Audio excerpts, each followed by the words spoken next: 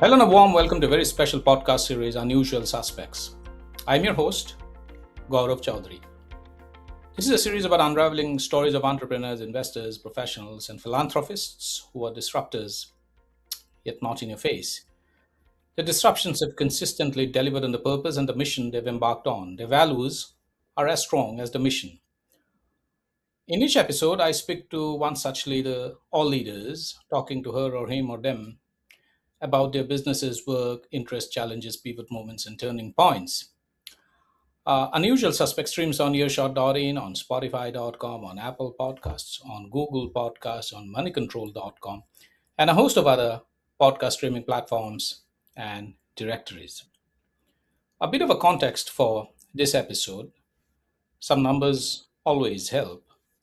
A study by the Council for Energy, Environment and Water, CEEW, estimates that by 2047, India's green economy could unlock $1.1 trillion of annual market, generating an estimated 48 million jobs and attracting about $4.1 trillion in cumulative investment across 36 plus green value chains.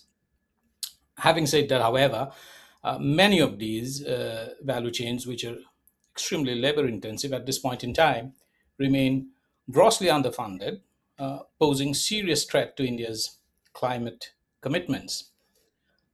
And a green economy is far more wider. The universe is far wider than we generally think. It's not just solar panels and electric vehicles, which of course have become the most tangible and visible symbols of change in the green economy universe. It is also about circular economy, bioeconomy, and nature based solutions.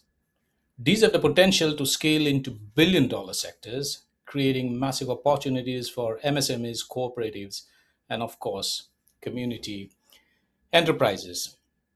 In this episode, I have with me two distinguished experts who know this area like the back of their palms.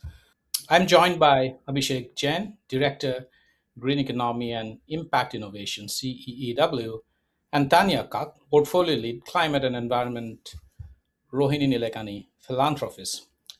Welcome to the show, Abhishek and Tanya. Delighted to have you here. Thank you, Gaurav. Equally happy to be here. Thank you. Uh, uh, Tanya, first to you. It's a context setting question and also a basic one, but fundamental nonetheless, for the benefit of our viewers and listeners, and also for my own benefit. Uh, India's green economy is more than climate only agenda, isn't it? It can be a key driver for India's growth, and there's no gainsaying the fact that the opportunities are immense, tremendous. In such a situation when the promise is obvious, the potential is obvious, and for everyone to see, why is nurturing green innovation and entrepreneurship critical to India's development momentum and long-term growth trajectory? Tanya?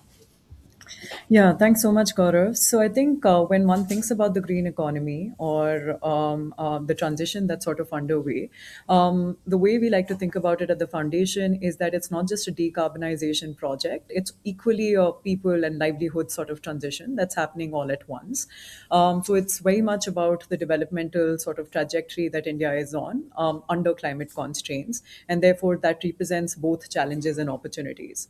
Now, when we think about a lot of the green innovations that have been successful in the past, like solar energy, LED bulbs, etc., we know that at the early risk stage, there is a different kind of sort of capital that's required to absorb that sort of risk, but you need a system of players to come together to enable systems to move in certain directions.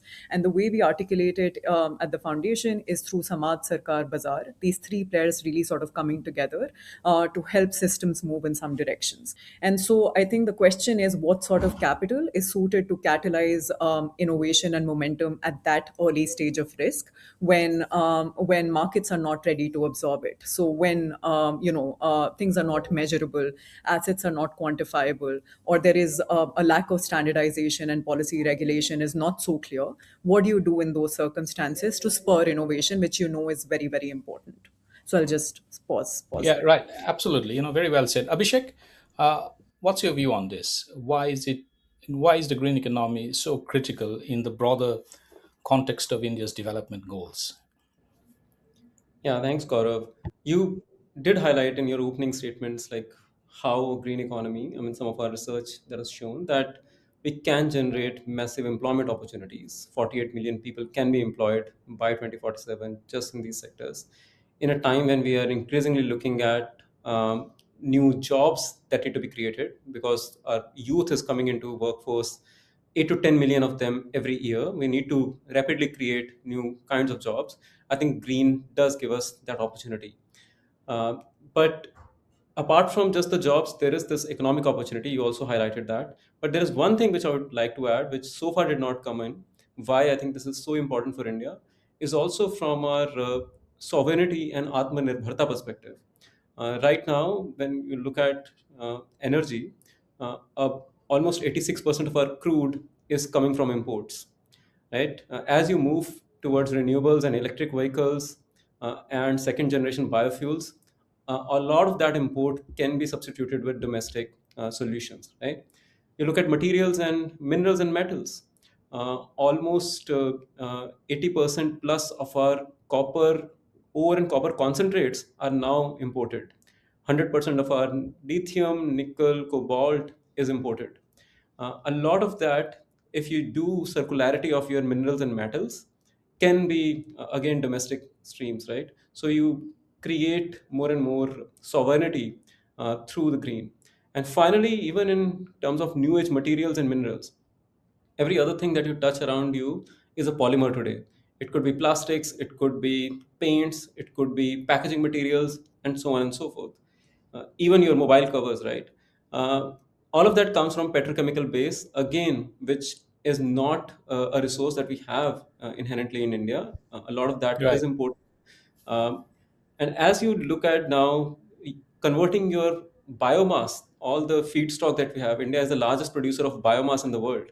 If you Mhm. use that biomass, move that into bioreactors and other value-added processes to create biopolymers, biopaints, biomaterials, that's how you displace again your dependency for materials from an import to a sovereignty angle.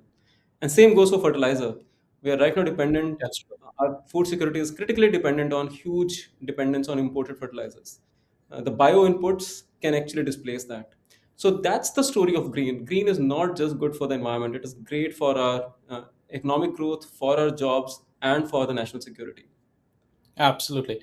No, Abhishek, it's a good point that you actually have raised and also touched upon. But Tanya, coming back to you, and this is a question that I'll also circle back to Abhishek, is on investment. And one of the major barriers to investing in green solution, of course, is the very high upfront cost, and that remains a considerable barrier to surmount, especially in the early stages, because it's not easy to scale in the early stages, and the results come in much later than a conventional industry. Uh, that said, however, it's now evident there is enough demonstrable evidence on from ground to suggest that costs have fallen sharply over the years because of technological efficiencies that have set in. My question, Tanya, is how does scale actually bend the cost curve in practice? Does it follow a conventional industry kind of a route or a pattern?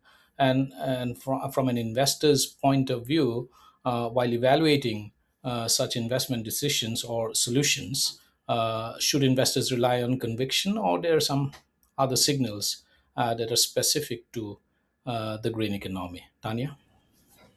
Yeah, thank you. So I think essentially, when you look at finance or capital in general, it's not one homogenized monolith, right?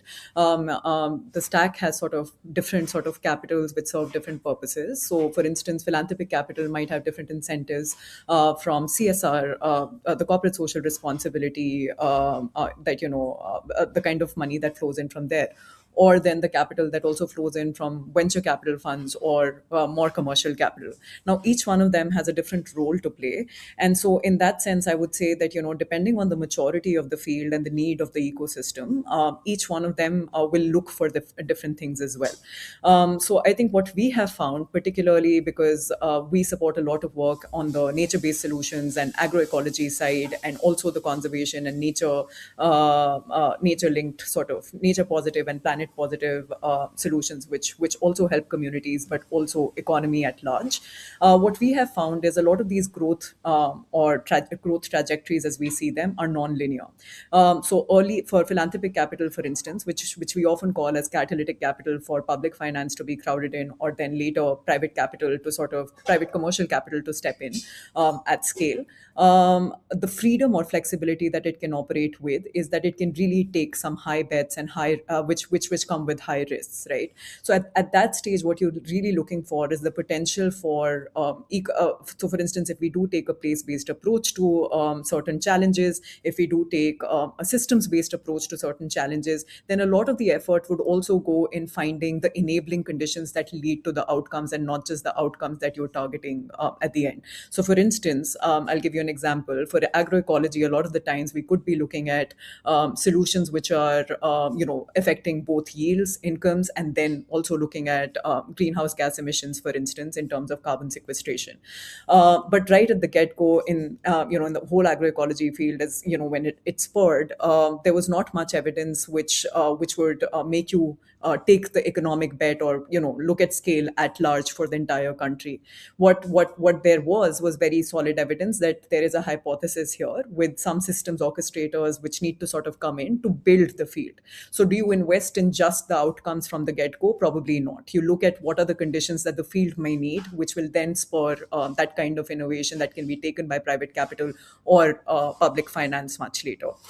Similarly, I would say that the conditions for scale become very different for different kinds of for other kinds of capital. But at least from a philanthropic lens, some of the things that we look at is the are there innovators who want to disrupt the ecosystem? Then what are the enabling conditions that may lead to some of these systems moving, whether it's from the government, whether it's from the markets?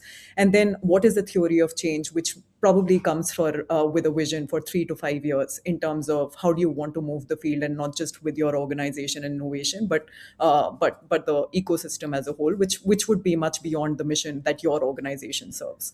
So those are some of the factors we look at least from a philanthropic lens. Absolutely. Now, Abhishek, beyond solar, which green technologies or value chains show the strongest evidence of such cost trajectories? Abhishek? Certainly, I think very closely after solar, the batteries are showing a very similar trend where costs have come down crashing over the last few years.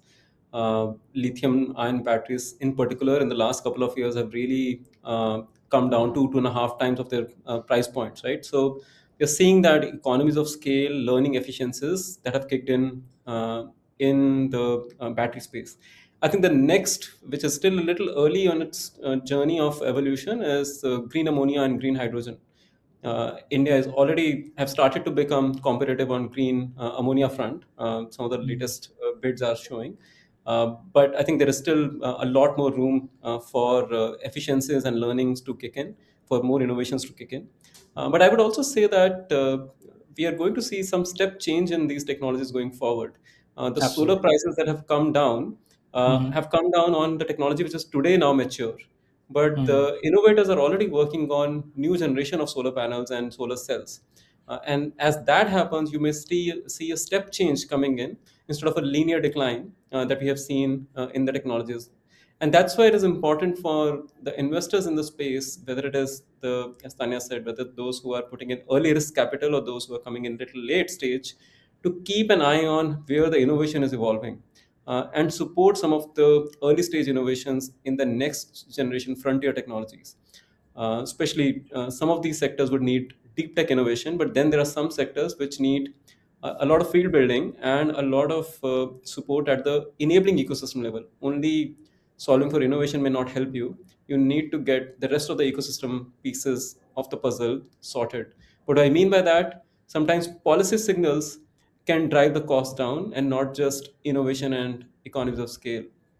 LEDs were a great example, right? Uh, Mm. about in 10 to 12 years ago, when Government of India launched the famous Ujala program, uh, Right. the one LED bulb used to cost 350 to 400 rupees a piece. But that large scale procurement signaling just gave the market the confidence that they can invest in large capacities. And that led to the prices coming down to 50 rupees a piece, right? So a lot of those other elements that can help market move forward faster, typically government procurement or sometimes government mandates for private sector to do blending. We are seeing that with the extended producer responsibility rules, EPR rules, or with the biofuel blending. You give a firm signal to the markets then start putting investments into the technologies which are then stable. Yeah. Absolutely. Tanya, taking on from what Abhishek has said, in India, green investments remain concentrated in mature, asset heavy segments, while several economically viable value chains remain underfinanced. And that seems to be a paradox that we haven't been able to crack at scale yet, although there are signs, and you can see some green shoots appearing here and there. Labor intensive green value chains, for example, particularly in the circular economy or the bioeconomy or the nature based solutions, remain broadly capital starved. Why is it important to embed social equity in climate finance? Isn't it very critical now? How do we fix this misalignment in capital? Because if everybody is chasing conventional ROI, then capital will continue to remain a scarce resource in this very vital sector, isn't it? Yeah, no, that's exactly right. So I think it goes back to the question of what is our mental model when we think about green economy and when we think about the transition at large. So which is why it goes back to this fundamental thing that that I specified right in the beginning, which is that if you look at development as the foremost lens through which a lot of this transition is happening, then it becomes very clear that, your existing sort of developmental challenges across health, livelihood, skills, education would continue to be there. And as the transition happens, it will create winners and losers. So when that new reality is not unfolding in a distant future, it's happening right now, and it's layering on to the existing sort of societal structures that we already operate with. So for instance, that we know that, those who are marginalized, particularly women, children, disabled, elderly, etc., are facing the brunt of the crisis a lot more. So when the whole nation went through a series of heat waves and the heat crisis that has been plaguing us for many years now, we knew that it's the experience of a street vendor, for instance, is very different from a very urban middle class person who is probably able to enjoy basic amenities.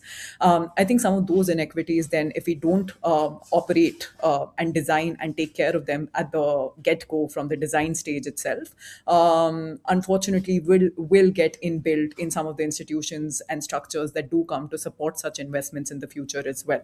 So I think something that has been very important for us at the foundation again has been that one is the existing sort of layers of inequities that do stand to get exacerbated as we look at financing some of the new innovations that sort of come into play. And the second is, even within some of the green jobs that are getting created now, we know that there's a lot of informality of labor that exists in our economy. We know that maybe 40-60% of our Right. women are working in agricultural labor force. Now, Right.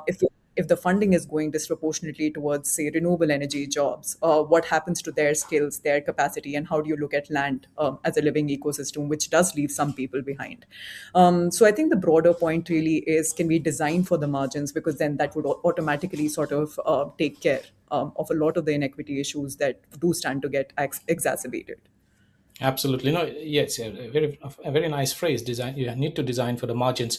Abhishek, we have alluded to this in earlier questions. The green investments take a lot of time to bear fruit because project viability is evaluated over decades, and the gestation period is far longer than conventional industry. Consequently, the payback periods are also very, very long on a comparative scale. Uh, Tanya, in a previous response to a question, did allude to crowding in a private investment. Uh, how do you think? And that is why policy becomes critical, because we need to have the right appropriate policy architecture in place And also, a lot of public resources and heavy lifting will have to be done by the government for commercial private capital to be crowded in, so that it sets triggers the multiplier effects. How do you think can policy action accelerate market creation and investment readiness across the green economy? Abhishek. Yes. Let me answer your question, but then I would also like to elaborate on the role of different kinds of capital. I think that can play here. So, policy, to my mind, have really three main roles to play. One, policy as in government as a procurer, as I discussed earlier, that can itself create a demand signal. Second, government as a regulator, which helps create a more level playing field between the green and the gray. Because if you see right now, by typically a lot of the green struggles in the early days is because the unit economics of the green would be higher than the unit economics of the gray. Gray has enjoyed the economies of scale, the learning efficiency have quicked in, and this is a new sector, right? So as a regulator, then if you can create that level playing field between the two, that can help solve for it many a times. Let me give you a very concrete example. A lot of the circular economy value chains struggle with uh, the GST implication. Why? Because the input of their feedstock is coming from the informal market. A lot of the circular economy waste is getting collected and aggregated by the informal players, right? So at the input, they are not paying any GST, but at the output, when they have to sell it to the let's say off takers, there is a GST implication. They cannot offset that implication because they have not paid the GST upfront. So suddenly, the recycled products become 18% more costly than the virgin fresh product. Right now, this Mm. is where the regulation has to come in and create a level playing field for the green. And the third is giving the clear directional and enabling ecosystem. If the policy says that, okay, this is our target, that's where the market start following very clearly. Once policy has said back in 2014-15 that India wants to deploy 100 gigawatt of solar by 2022, the markets responded, and by 2024 we had 100 gigawatt of solar into the market, right? So policy can give that firm direction, and then the investors start following that piece. The very same kind of concerns that we are today, let's say, talking about on bioeconomy, circular economy, were there 10 years ago, 12 years ago for solar. But once the firm policy signals came in, the market starts responding. And to your point on, I think, the payback periods or longer duration gestation, one, it's important for us to realize that India in general has done a lot less when it comes to deep tech Mm. based innovation and entrepreneurship and sector building. So, and deep tech is capital intensive, whether it is in green, whether it is in advanced materials, whether it is in biotechnology. Deep tech is capital intensive. So, that's important to understand. The second bit is that there cannot be just one playbook to scaling things up, which is the VC model, the venture capitalist model. I think the whole world with the innovation and entrepreneurship sort of influx that we have seen in the last few years, the default model to scale things up has become the venture capitalist model, where the timelines are typically 5 to 8 year fund cycles. Those who are putting money are not sitting on their own money, but are also raising money. So they have to return the money within 5 to 8 year cycle. So you cannot then make long term investments, even if the upside can be much higher. So it's Mm. not just about that, okay, the upside is not there in green, but sometimes you need a longer gestation period to realize the same upside. And Right. that's where you need new different vehicles through which you can deploy capital. We are seeing Right. like some of the family backed venture capitalists are able to do much better because they have the room to do longer gestation investments than the shorter one. And then many of Absolutely. the playbooks would be outside equity model. You can have very Mm. sustainable businesses which are just running on debt. A lot of the small and medium scale businesses can be very profitable businesses, great IRRs, but you do not need Mm. necessarily equity play there. I think that's also equally important to recognize. A lot of the bioeconomy, circular economy may not need equity play, but need your debt play for them to scale up. Absolutely. Yeah, absolutely. Climate solutions typically deliver benefits slowly. That is now well understood. And At the same time, however, private players cannot be expected to bear the risk alone. And so, Tanya, what role do patient and blended capital and primarily philanthropy play in bridging this gap? Tanya? Yeah, no, thank you. So I think it goes back to the points that, I've spoken a little bit about. We keep talking about philanthropy as a catalytic system, but I think in and of itself, it also has an independent role to sort of absorb a lot of these Mm, early risks that come with innovations, and sometimes not just innovations, but how those innovations sort of interact with people, societies, communities, and create the demand for then governments and markets to act on. So I think, again, going back to a few examples of the work that we've supported, where the signals were not very clear, the return on investment farther from sort of reality. There are many partners in the agroecology space, but also the nature-based solution space that we have supported. One such partner is the Consortium of Agroecological Transformations, and I think what the early investment that really came in the field was just about how can we begin to build this field and create an investable opportunity for different kinds of capital to come together, whether in the form of blended concessional finance or also converge with public finance in some ways. And for that to happen, there has to be sort of a smooth, seamless sort of case being built with the communities, for the communities, and then with the governments and private sector. So sometimes the role of just ecosystem enablers also becomes really, really important for some of these early stage innovations, I would say. And there, I think philanthropy can really play a very important role to show proofs of concepts, to show that there is a possibility here, but equally to show what's not working. I would say that that. absolutely. Flexibility to experiment with failure is probably something that philanthropic capital is very well positioned to take on. And that's something it should not shy away from, because before we get to know what's working, we'll probably get to know 100 times over what's not working. And maybe there's Absolutely. benefit and merit to learn from failure. Abhishek, how ready is Indian philanthropy to support the ecosystem building in the Indian green economy? And related to that, as a supplementary, do you think do philanthropic actors sufficiently recognize climate change as an intersectional issue? Abhishek? Yeah, that's a hard one, but I'll still try and be candid about this. I think there's a long way to go for Indian philanthropy on Mhm. this. A lot of them have started recognizing climate change as one of the area, but they're not realizing the intersections that climate change has with almost everything that the philanthropy is trying to support. Be it healthcare, be it education, be it livelihoods or agriculture, whatever you may call, climate is cross-cutting today. It is impacting each and every investment that these philanthropies are trying to make. If you are working on healthcare and not looking at climate, you don't know the next vector-borne diseases outbreak that are going to happen in 5 to 7 years in the same areas where you're working on healthcare. So Right. that kind of intersectionality is not coming in today. Mm. Even though there is a little bit of recognition that okay, climate has to be one of our vertical, I think it has to be a horizontal in any philanthropy's strategy. Uh, and the second bit that you asked, which is the ecosystem building, and Tanya beautifully spoke about that. I think there again there is a long journey to be traveled. Most of the philanthropy, especially driven by CSR, ends up going into here and now projects. Mm. Sometimes also with this pressure of getting the utilization done by 31st of March, you do just here and now immediate projects.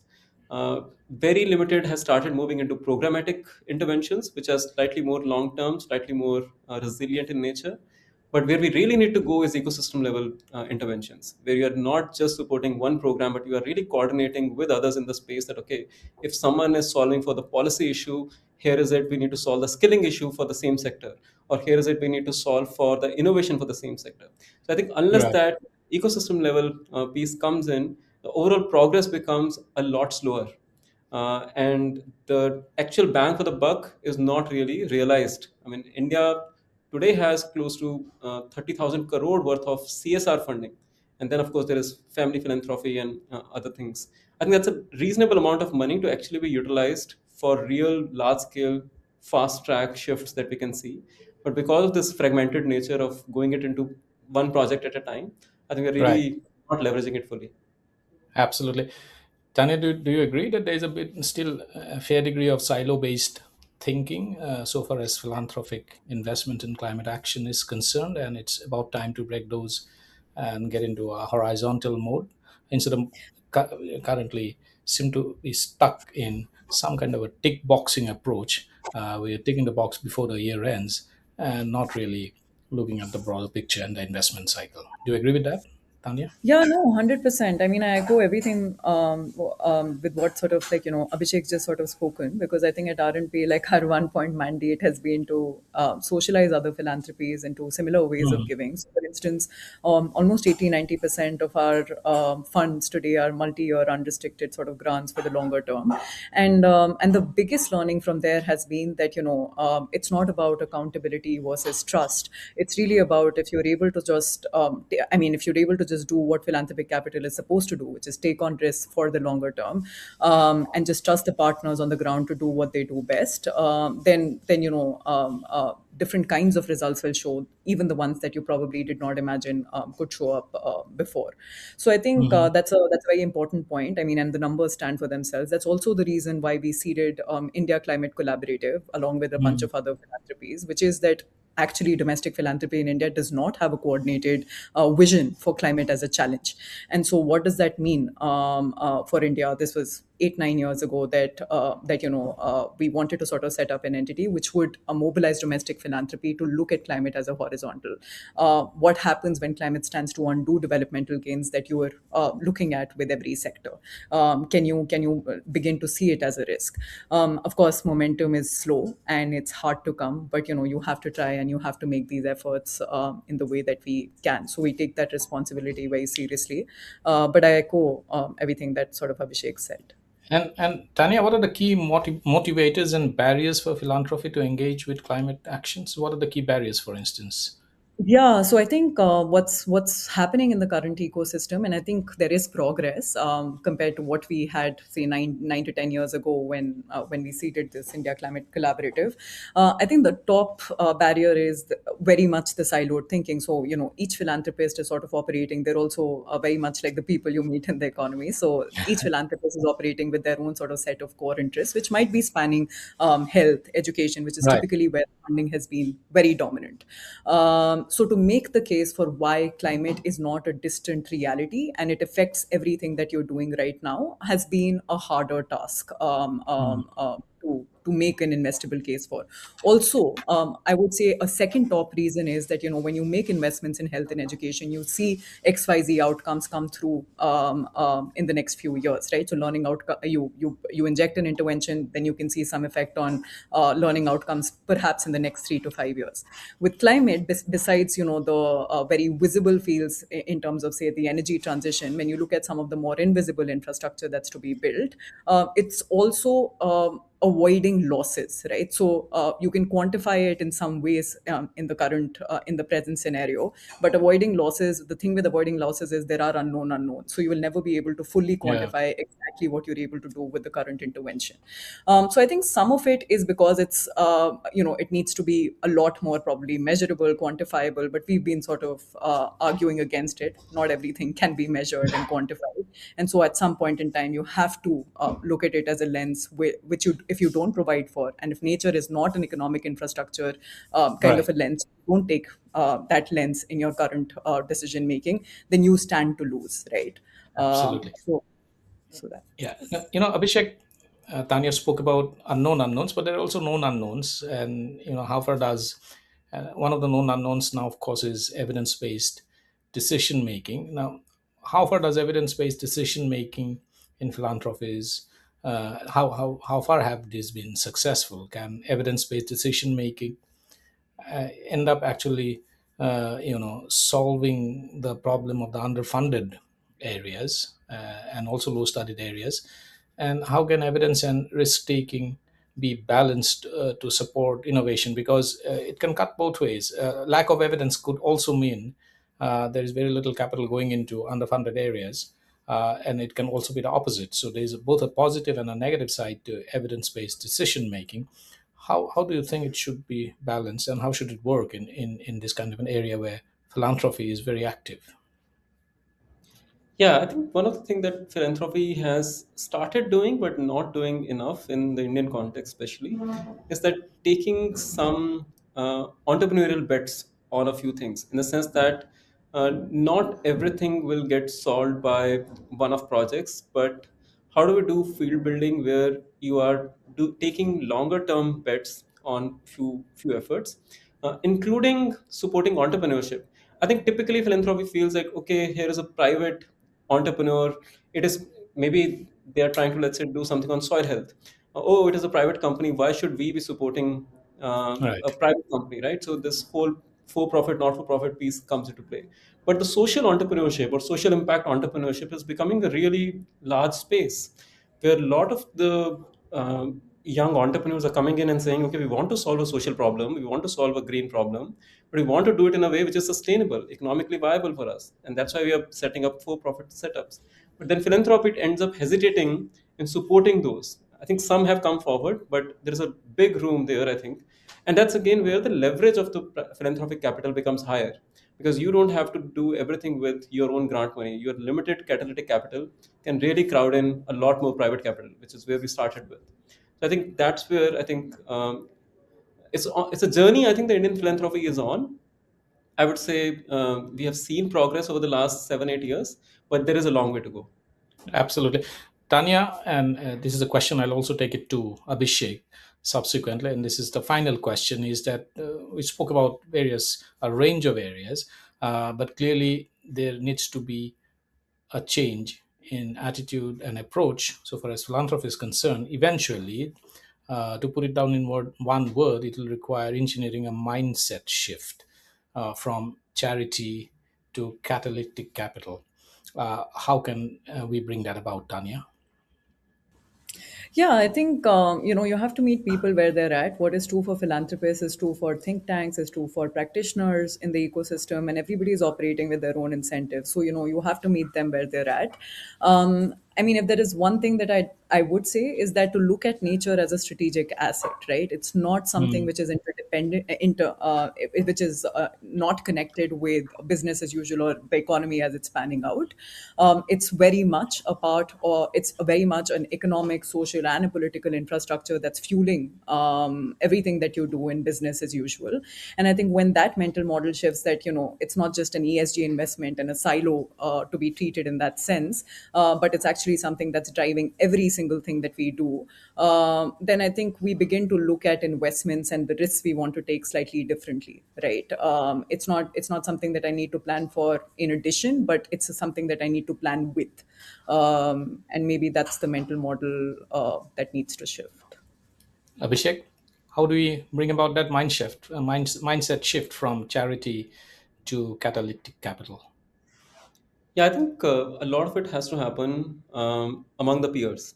And I Yeah, think organizations like RNP are already on that journey where they are themselves doing this, but also trying to convince the peers and also take people on the ground to demonstrate like what this actually leads to, like how these ecosystems can be built. It's a patient game. And we are trying to the extent we can play that role wherever we are engaging with philanthropists, showcase the real world examples that this is how sector building can happen. This is how a 10-year long horizon of sustained investments in a space can actually make that sector sustainable. We have seen international philanthropy do that, whether it is in the energy access sector in India, whether it is now happening in circular textile space.